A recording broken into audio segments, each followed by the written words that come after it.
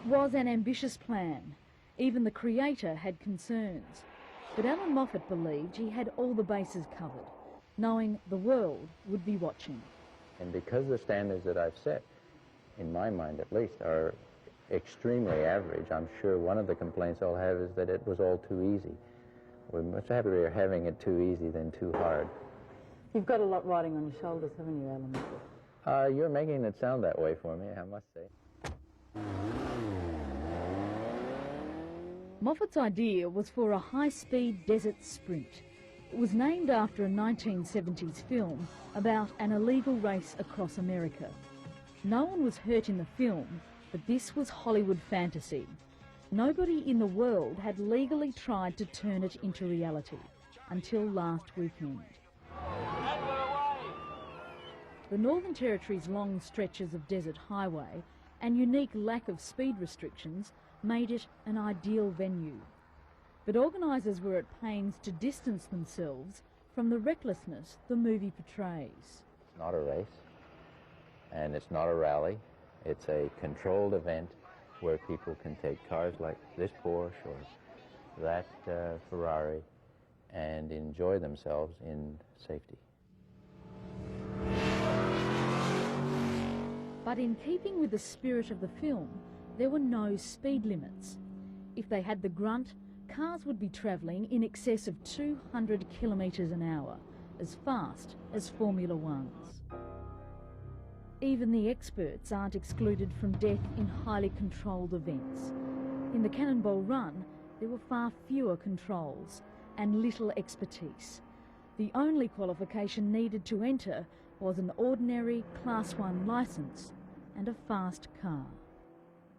The Cannonball Run, really it's a matter of pay your money and drive, and there is no necessity to prove to anybody that your driving skill is capable and along the lines of the speed of the cars that you're going to be driving. For most of the cannonballers, this was the first chance they'd been given to flex their motoring muscle to the limit. My belief is that an event like this one comes out of egos. It's people with a little bit of money to show the rest of the world how they can drive their fast toys really quickly in front of a crowd. The driving force behind the Cannonball reality is the Northern Territory's Chief Minister, Marshall Perrin. The event was geared to run smoothly during a vital stage of his election campaign. The tens of millions of viewers for this event, possibly hundreds of millions, but I'll leave it at tens of millions of viewers, will be the sort of publicity that you couldn't buy with a cheque as a government.